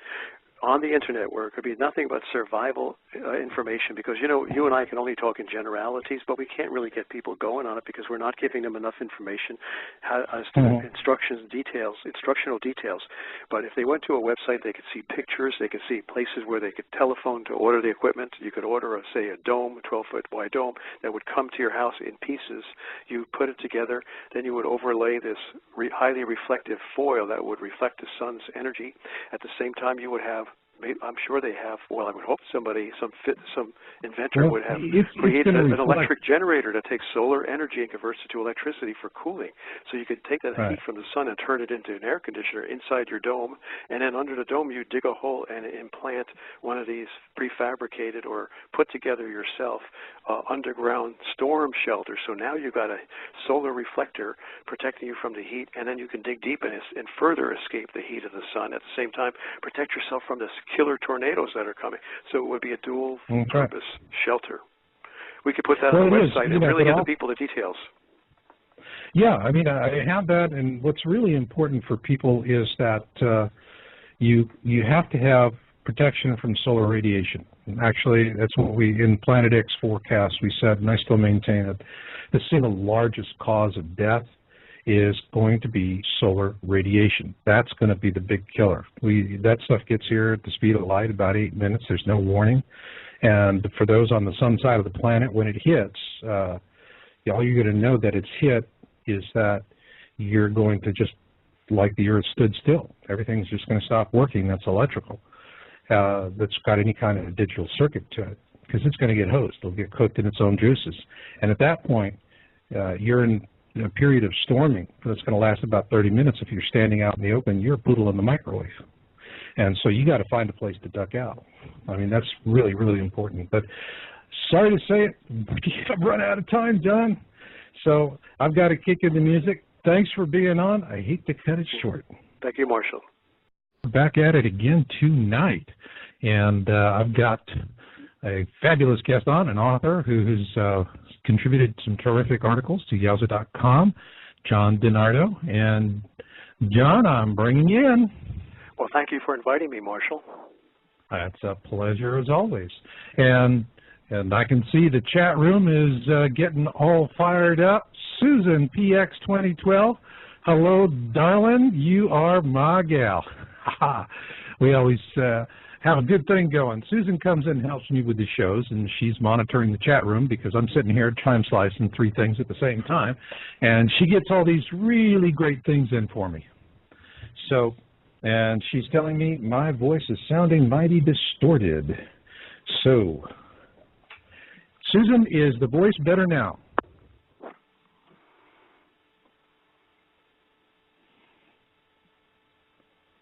All right, I'm in the studio. So while I'm getting my voice issues worked out here a little bit, first off, John, why don't you introduce yourself? Tell people how you came to the topic of Planet 12. Well, I heard about Planet X in 2002, and immediately, without any knowledge at all about the subject, I had a spiritual understanding of it. I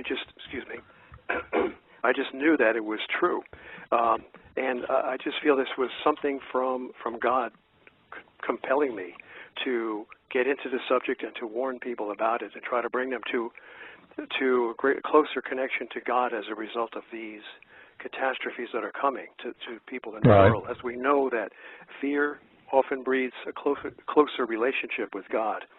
And that's what I felt compelled to do. Well, anyway, the more I learned about it, the more I realized that this subject really did harmonize with all the prophecies of the Bible. And not only that, I began to study the scientific evidence, and because of my background as a physics teacher and an electronics engineer and electrical engineer, I understood the electric solar system as people were beginning to present it, and how this electric solar system actually caused much of the devastating phenomena that we have witnessed throughout history and that we'll probably be witnessing again as this brown dwarf star makes its entry into our solar system. So, when did this all start? For me, I mean, I always get the question, how did you come into this? Every time I do an interview with somebody else. And I always tell them the same thing. I walk straight backwards into it. What about you? Well, I just got that spiritual understanding, and immediately I felt compelled. And I know some people, I guess everybody has their concept of spirituality, and I can tell you that mine is general enough that everyone can empathize with it without speaking about any particular religious, point of view. I just felt compelled by the Creator, God, to get into the subject and to start warning people that indeed it's true and the time is coming. And the more I learned about it, I started reading books by Mark Hazelwood and other people, and began to study and see that, yes, this does make sense. According to the physics that I know, it makes sense in terms of the simple phenomena that we experience every day. For example, electrical discharges. When you walk across the carpet, and everybody's experienced this, where there's static electricity is picked up by your body, and when you go to grab something that is a large metal object that acts as a reservoir or a basin for electric charge, the instant before your finger touches that makes contact, there is a very painful snap, an electric arc, a discharge of electrons, static electrons from your body to that doorknob. Likewise, we see on a cosmic celestial scale the same phenomenon occurring when comets drenched in plasma, full of a static charge, come very close to Earth, they discharge, and we see historical evidence, we see evidence in the Bible talking about these plasmatic or plasma discharges.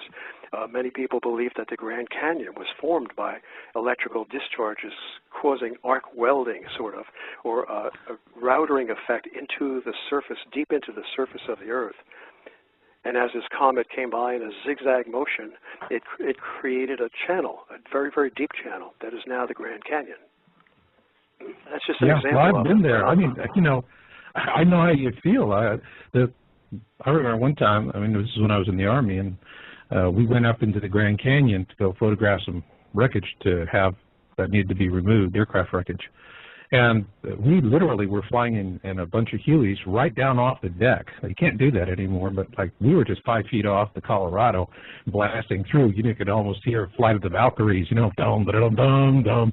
It was pretty impressive. And as I was going through, and I was a young fellow, but I remember looking at the walls of the canyon and going, don't tell me a stream did this, or a river. I'm sorry, this is hard rock here. It's not going through sandstone. It was obvious. You know, but we see these things also. Mars, largest canyon in the solar system is on Mars, Valles Marineris, and so now, are they going to tell us that was water too? Huh? Right, isn't this the way routing, you take a routering tool and you carve a channel into a piece of wood. And that's similar to what happens with these discharges in the Earth. So we have electrical phenomenon occurring, and not only that, as you know, the electrical phenomenon, the discharging that occurs between close-flying comets that buzz and graze the sun, causing discharges and sort of a reactionary solar sneeze, so to speak, that's called a coronal mass ejection, whereby charged particles are sneezed out in all directions by the sun, impacting all the planets and devastating those planets in many different ways. So there's so many electrical effects that we are basically our enemies, enemy weapons coming against us right now in terms of electrical and electromagnetic forces. Yeah, I agree. I mean, you and I both see these things. We're both in it for the species. And you can't, you know, I came to this and I didn't come to it with any sense of connection to the other side or to a greater God. But as you are in it, you know, about halfway, if you don't have that, it really piles up on you and makes you start to feel pretty hopeless. And on the other hand, if you can connect, and that doesn't mean you throw the science out. You got to find a balance between the two. It's almost alchemical, if you will. But when you do that, I find that it gives you a sense of balance and hope for the future. What about you? Oh, for sure. I mean, there's no human safeguard or platform or foundation that I can rest upon. No human being can look to anything that can look even to the highest achievements of man to protect themselves from these disasters. I mean, even the most technically guarded and founded, with the deepest foundations of technology and science, cannot protect these men of power from what's coming. I mean, they're building underground cities, and still they're concerned. They're very worried about the integrity of these cities. In fact, here's something that I got from somebody, somebody who's sort of on the inside, who's worked on the geological studies and the oceanographic studies that are going on right now. Okay, we don't good. hear anything about. Some good current data. Yeah, let's do that. And then, well, this guy was we'll saying have to get into it, and I want this because I'm doing research. Okay, well, this guy was saying that they're very much concerned about the integrity of their underground cities, even though they had, of course, the money to buy the very best geologists and determine what they consider to be the safest locations deep within the rock of the crust, Earth's crust. You know, the Earth's crust, the lithosphere, is about 400 miles deep. And I guess they went down several miles and found what they consider to be the safest regions, but still they're concerned. So what they did was, this person told me that they've actually been creating earthquakes with HAARP around near those regions where their underground cities are, just to test the integrity of those underground cities, because that's how afraid they are of going down there and being buried alive. Whoa. That's some serious stuff. So they went down 2 miles, and now all of a sudden, the best laid plans of mice and men, right? Yeah, I mean, I don't know how many miles. It could have been 4 or 5. I'm not sure exactly. But if you look at the earthquake, now we can corroborate this information by looking at the depth of some of these questionable earthquakes that people are insinuating are caused by HAARP. If you look at the depths of them, that might tell you that, yeah, maybe HAARP did generate these earthquakes at depths very close to those depths that are where the underground cities are built, just to test the integrity of the rock structure to see how well it'll hold up in a man-made earthquake. Wow. Well,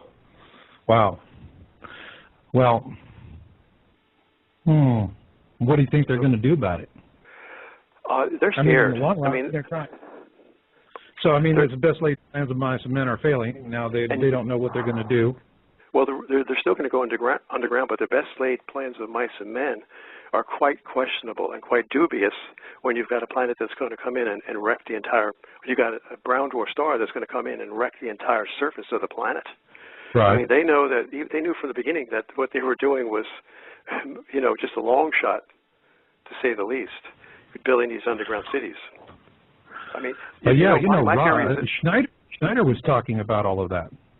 He was talking about Oh, I've heard. Yes, I read about him in your book, and I've seen some of his videos on YouTube. But I'm really sort of pleasantly surprised to hear that Phil Schneider was expressing the same or interpreting the power elites' fear and apprehension about this whole thing, despite the so-called complexity of their cities. Is that true? Mm-hmm. I can imagine they would be, because this is a superhuman event, and man going up against a superhuman event is like it's just there's no match at all. So anyone would be quite apprehensive about it, I'm sure. I would be. In fact, I would never go underground except for the solar scorching that's going to come. That's the only thing that would drive them underground, is the solar scorching. Because how else can you escape it? Yeah. I mean, well, when we were doing the channeling research, we had guides that were telling us, and different guides, and they all said this 2 miles underground plan was not going to work out for them, that they weren't going to fare that much better than anybody that's on the surface. Well, yeah, I mean, but I'd rather be on the surface in an earthquake than underground. But I believe, this is my surmisal anyway, that's my best guess based upon what I see coming. And we know the solar scorching is coming. If you see the movie Knowing, you see a graphic portrayal of that solar scorching that will basically kill most of the life on Earth, on the surface. And that would be the only reason that I could think of why they would want to go underground. Certainly not to protect against earthquakes, certainly not to protect against floods. I mean, they would have to come back out of the ground when the flooding comes, come back out of the ground when the earthquake happens, and they don't know, because those events may be happening simultaneously. So I think they're scared. They're like a fighter, going up against a world champion, and they know they don't have a chance of winning that bout. Yeah, I mean, it's not working out for them. But it really goes to the heart of what we're going to be talking about tonight, which is dead men tell no tales. And I think that a lot of these incidents where people who were really getting to the heart of the matter met very sudden and tragic ends. And this was happening years ago, back even before, in some cases before I was even getting involved with it. And in particular, is that article, that fabulous article that you wrote for Yowza. And I can remember at the time we published it, I thought it was just an interesting article. It needed to go out. But what I realized was that after we published Planet X and the Mysterious Death of Dr. Robert Harrington, and by the way, for my listeners, in the show description is a link to that article on Yowza.com, and you can go and get there and see what was written. This was back in May 2008. But this explained to me why all of a sudden there was this inexplicable stoppage, as though the whole topic of us being in a binary star system fell off of a cliff. All of the astronomers and scientists and science writers got a simple, subtle message with his death. This is a third-rail topic. People with power will not tolerate you talking about it. And if they can take a run at you, that's it. You're going to be running a spumoni cart in front of the Colosseum in Rome if you're lucky. But with his death, I mean, I think it's really necessary for people out there to understand the mindset of the people who did this, because, as you just mentioned in the opening of the show, things are not working out, okay? And the dots are not connecting the way they thought it would.